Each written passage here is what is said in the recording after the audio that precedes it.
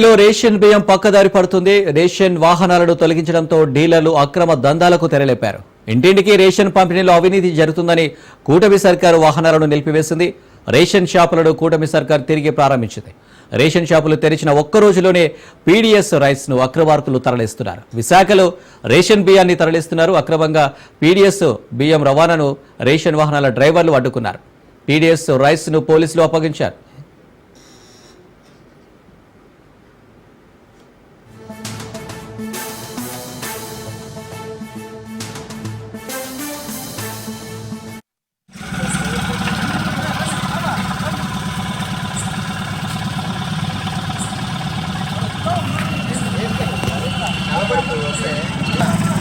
Voice ఎక్కడైతే దానికి set కాదు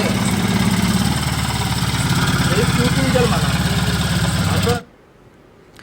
ఏపీలో రేషన్ బియ్యం పక్కదారి పడుతుంది. రేషన్ వాహనాలను తొలగించడంతో డీలర్లు అక్రమ దందాలకు తెరలేపారు. ఇంటింటికి రేషన్ పంపిణీలో అవినీతి జరుగుతుందని కూటమి సర్కార్ వాహనాలను నిలిపివేసింది. రేషన్ షాపులను కూటమి సర్కార్ తిరిగి ప్రారంభించింది. రేషన్ షాపులు తెరిచిన ఒక్క రోజులోనే పీడీఎస్ రైస్ ను అక్రమార్కులు తరలిస్తున్నారు.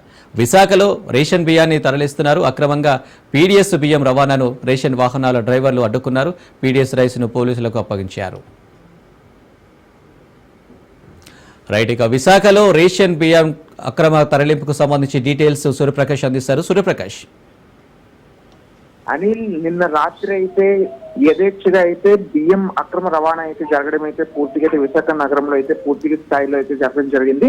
ఎక్కడికక్కడ ప్రతి డిపో నుండి కూడా కొన్ని వాహనాల్లో, ప్రైవేట్ వాహనాల్లో యొక్క సరఫరా చేయడం అయితే పూర్తిగా చేయడం అయితే కనిపిస్తూ ఉంది.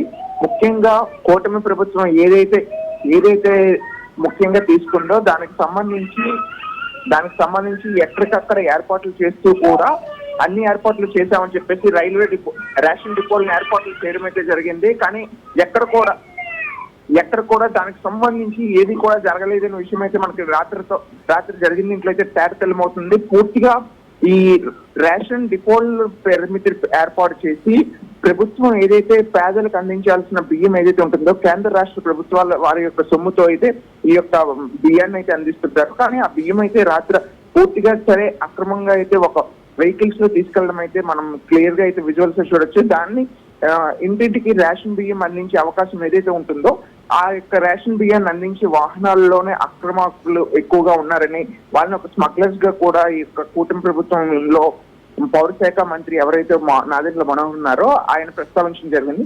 అందుకు సంబంధించి మేము ఎటువంటి అక్రమాలు చేయలేదని, మా యొక్క కడుపు కొట్టద్దని చెప్పేసి వాళ్ళు ధర్నాలు చేసిన ఒక ఎత్తైతే మరోపక్క కనిపిస్తుంది. అలానే రేషన్ డిపోలకు సంబంధించి ప్రతి డిపోలో కూడా బియ్యాన్ని ఎంత వస్తుంది, ఎంత అందిస్తున్నాం అనే విషయాన్ని అయితే తెలియజేయడం అయితే జరుగుతూ ఉంది అనే విషయాన్ని అయితే తెలియజేస్తున్నారు. కానీ ఎక్కడ కూడా అది పూర్తిగా ఆచరణలో లేదనే విషయం అయితే మనకు పూర్తిగా అయితే నిన్న రాత్రి జరిగిన ఘటనలో తెలుస్తుంది. ఇది ఒక్కసారే కాకుండా ప్రతి నెల ఇదే ఘటన జరుగుతుంటాయి. నేటి రాత్రి కూడా ఇలా జరిగే అవకాశం ఉందని చెప్పేసి అయితే దాదాపు పోలీసులు ఎక్కడికక్కడ గస్తీ కాయడానికి కూడా నిర్వహించడం అయితే జరుగుతుంది. నిన్న నైట్ ఏదైతే మనకి విజువల్స్ లో చూస్తున్నట్టు ఆ యొక్క రేషన్ బియ్యం వెహికల్ ఉందో ఆ బియ్యాన్ని అయితే ఫోర్త్ టౌన్ పోలీస్ స్టేషన్ పరిధిలో అయితే వాళ్ళని అదుపులో తీసుకొని సీజ్ చేయడం అయితే జరిగింది అనిల్ అక్కడ.